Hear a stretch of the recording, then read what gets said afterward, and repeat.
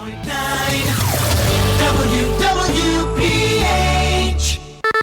Worldwide Radio. From the studios at West Windsor Plainsboro High Schools North and South, 107.9 FM, WWPH, Princeton Junction.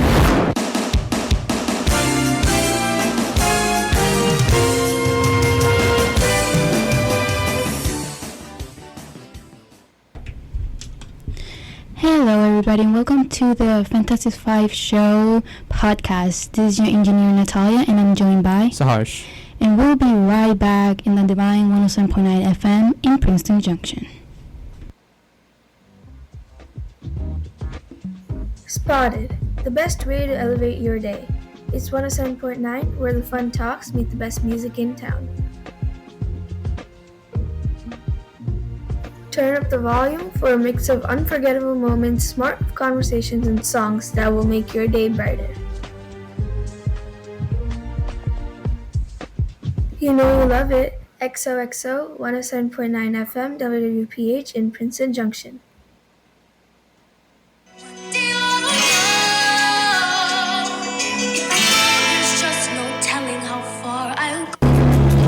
Oh no, I have a class downstairs on the other side of the building. I better run to make sure I get there on time. No! It doesn't matter how far you have to go. Remember to walk when you're on the stairs to ensure the safety of yourself and others. You have a whole 5 minutes to get to class. You'd be surprised how far you can go. This message has been brought to you by 107.9 FM, WWPH in Princeton Junction. To listening your Junction Princeton in MF 9.701 HPWW. You're listening to WWPH 107.9 FM in Princeton Junction. Welcome back again. We're going to talk about a recent basketball player crash accident that came to South on, I think it was 2019. So Ricky Boone Jr., a 22-year-old man from West Windsor, he was driving an SUV north on Route 1 on Thursday night. The crash happened near the Kelly Viaduct and Quaker Bridge Mall in Lawrence. The SUV veered off the road and landed in a small pond at 11:05 p.m. Firefighters and EMS workers pulled him from the vehicle. Boone was pronounced dead at the scene. He was a local basketball star at West Windsor Plainsboro South and MCCC.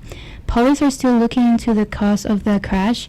Call Detective Dean Sawaski at 60-044-7125 if you have any information. I think this is really scary, especially because it was a car accident, so it can tell us that a lot of people drive really bad in a way that is really insecure for young people like me or you that start driving, and I think it's not really good for us to try to drive through there.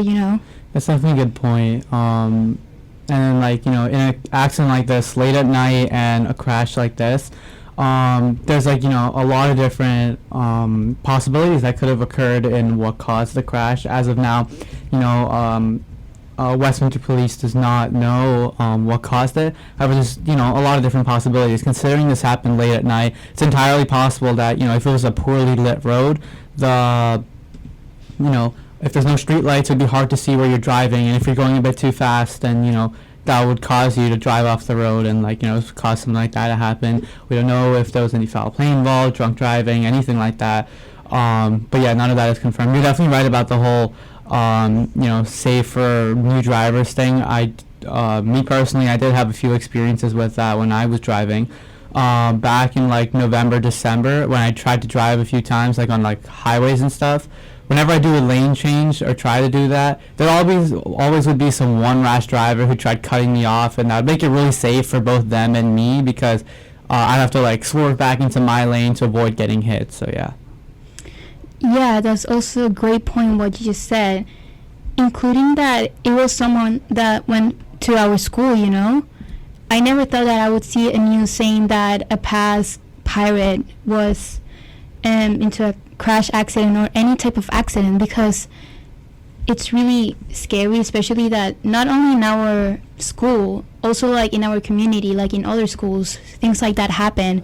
And I think it was really valuable for other people to say in the news that, oh, our condolences and all of that, especially that I follow the basketball account, and I noticed that a lot of people were reposting his picture saying like rest in peace, RIP, or stuff like that, which was really awesome, because even though we didn't know that person, we still like feel really bad for the loss of the family. Yeah, that's definitely a good point. Especially when it's like places where you live for like a really long time, when someone like in the community passed away, that would feel like completely different, since this was someone who impacted lives of many people who were close by and all that. January 1st 2025, like that's what happened here. One student from our school unfortunately passed away after a car accident as well, and that was felt really deeply, especially in our school, for several weeks after that, by a lot of teachers, a lot of students, because he was known by a lot of people. And the first thing I found about was I learned it from social media, because everyone was reposting that kind of thing, saying rest in peace. And so I found it hard to believe that that even happened initially, but just like this case, similar things can happen again. Yeah, exactly. Especially that I think there was a case, it wasn't a car accident, but it was about a North student that went missing, and then 2 weeks later they found the body. Remember? I think I vaguely remember something like that. Yeah. Yeah, I think it was someone that was in the swimming varsity team, and things like that unfortunately happen. But you can't do anything about it. You can just at least say your condolences, or at least feel bad for the family. So hopefully you guys drive safely if you are a starter like me, and hopefully you guys drive really safely, instead of rushing to your place and stop listening to your phone or looking at your phone, or even those little things can change really into a really bad thing when you drive, especially at night. I'm a starter, and now I'm scared of how to drive at night, because you don't see a lot of stuff than in daylight, Mm-hmm. So, but hopefully I get used to it, because when I go off to college, I won't have my parents to guide me, so I have to learn by my own. Yeah, that's definitely a good point. Night driving is definitely more difficult than daytime driving. I can definitely say that as a fact as well, because you're right, you can't see as much. And it's especially difficult when an oncoming car has their high beams on, and then those lights, oh man, they are blinding. You can barely see anything when they have other cars have those on, because it's just so difficult to see through such a bright light. So yeah, night driving I definitely say is a lot more difficult than daytime. Yeah, definitely. Now we're gonna change our subject into something that's happening instead of our school, our community. So mark your calendars. The Partners in Pink is having a meeting on Wednesday, June 17 at 5:30 p.m. for an evening dedicated to life after treatment. The place to be is at the Boathouse at Mercer Lake in West Windsor Township, New Jersey. Since 1989, the hard work in research and new treatments has helped drop the breast cancer death rate by a huge 44%. Yesterday, there were over 4 million women and 20,000 men that live as survivors in the U.S., making them the largest group of cancer survivors in the country. The night's big talk is called After Treatment, What Survivorship Looks Like Long Term, aimed at helping you live your best life post-treatment. You'll have plenty of time to network and share stories with people that had survived cancer, so you can let them know about this amazing meeting that will happen soon. People will be relaxed and enjoying a nice dinner, followed by an informative panel discussion with experts in the field. If you have any questions or want to know more about the event, feel free to reach out to J. Dawson KOMEN.org.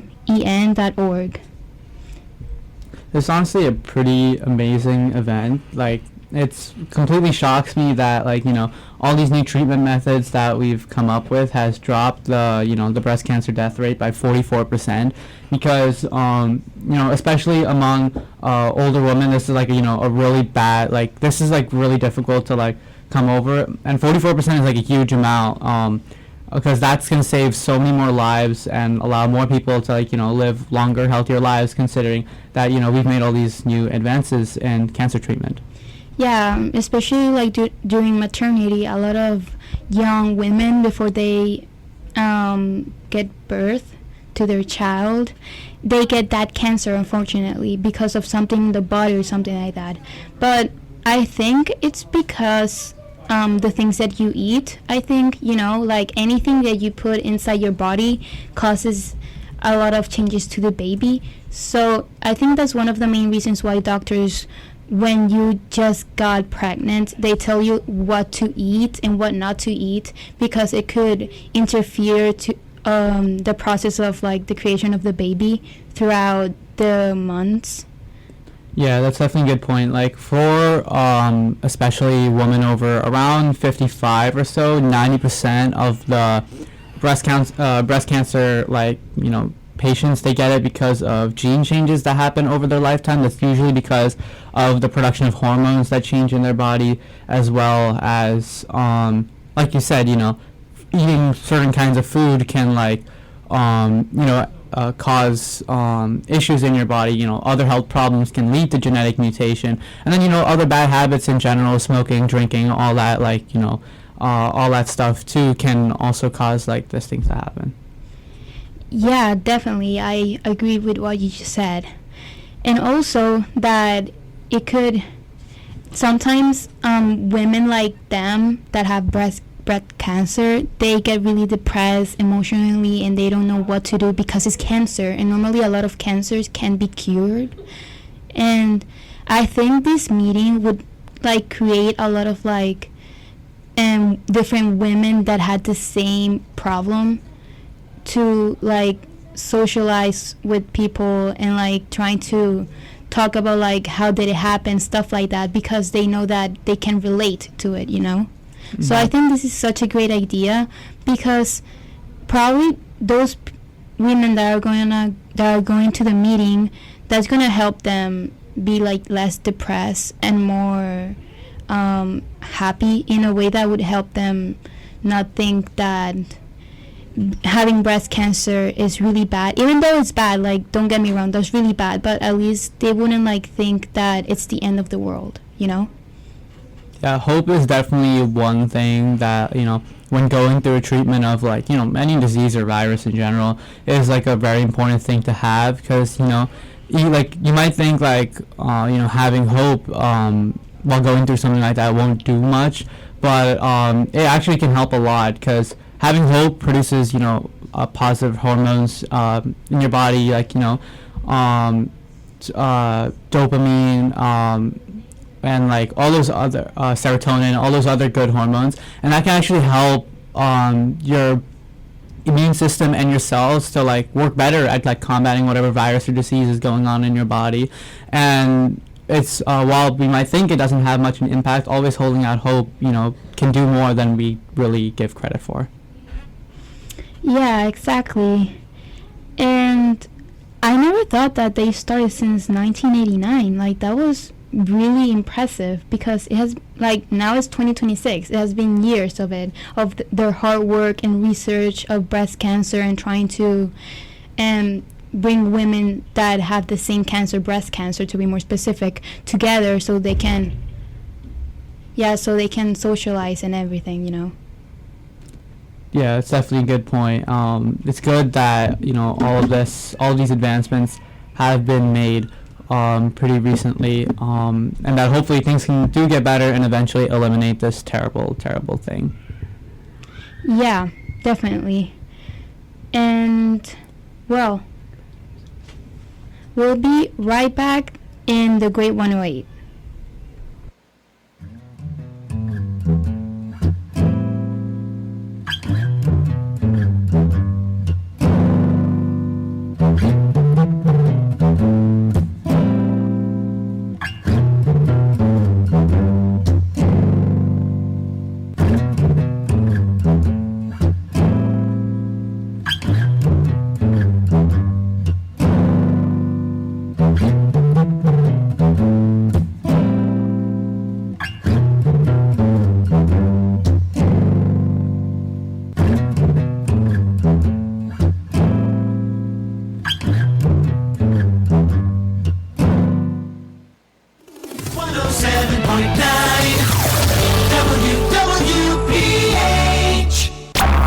Your community, your world, your radio station.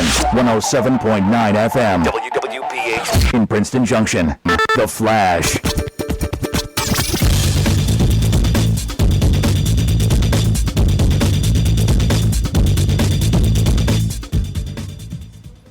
Good afternoon. This is Natalia with the 107.9 FM Community and School Flash for Wednesday, May 13, 2026. Spring is here, so what a better way to celebrate spring at the Spring Fun Fest, Sunday, May 17 from 1 to 4 p.m. at Princeton Shopping Center. There will be live music, crafts, and activities for everyone. There will be a barn crawl weekend on May 16 and 17 at the Windy Farm Alpacas, 61 White Pine Road, Chesterfield Township in New Jersey from 10 a.m. to 5 p.m. Their indoor store will be open, selling socks, fingerless gloves, scarves, and more. If you need more information, please call or text the number 609-947-8269 or email jcarminger@gmail.com. High School North students are going to wear blue and silver every Friday to show school pride and spirit. The musical Friday's back. Listen for fun songs in the halls between classes. In other school and community news, a group of people will be hosting a book fair on Saturday, May 16 at the Honey Hollow Nature Center in West Windsor. All of the books are used and rare. It would be a great time to go out and see books with friends or family. Come see the Steel Band play. Their spring recital is on Friday, May 29th at 7 p.m. The club has worked very hard and wants everyone to come watch. The Red Cross Club is hosting its annual Spring Blood Drive. It will be held on Tuesday, May 28th. Students who are old enough and eligible are encouraged to sign up and donate blood. There will be an emergency closing. All students enjoy a 3-day weekend starting May 22nd. High School North will host a concert on May 16 from 7 p.m. to 9 p.m. at the Lower Dining Hall. Schools will be closed on Memorial Day, Monday, May 25th. Checking your local weather is 72 degrees, cloudy and windy outside. Temperature will drop starting at 8 p.m. This has been Natalia with your 107.9 FM Community and School Flash for Wednesday, May 13, 2026.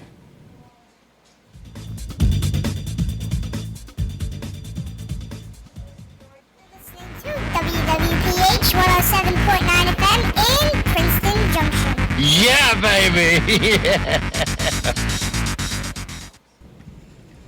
This is Natalia on 107.9 FM. It's curious that famous singers like Michael Jackson, Whitney Houston, and Freddie Mercury all died at a mid-young age, like during their 30s or 40s. Michael Jackson always brought to me the most attention because his songs weren't only songs that talk about himself. The songs mainly talk about the community at that time, how people were treated unfairly. His songs made drastic changes through the years that made people change how they used to act before, like Heal the World, They Don't Care About Us, and Beat It. He blended pop, rock, R&B, and funk to create a sound that appealed to everyone regardless of race or age. Michael didn't just sing. He used his platform to challenge how people thought about race, the planet, and charity. He changed the world by showing that one person's talent can be a tool for peace and unity. He showed that a melody can cross borders where words cannot. He believed that if people could dance together, they could live together, believing that art is the ultimate tool for peace. This has been Natalia on 107.9 FM. You're listening to the only commercial-free radio station that has all your local news, sports, and weather. WWPH 107.9 FM in Princeton Junction. Welcome back again to the Fantastic Five show. This has been the end of the podcast. Hopefully you guys like the info that we just talked to, and we'll be right back on the 107.9, but not now, tomorrow. See you next time.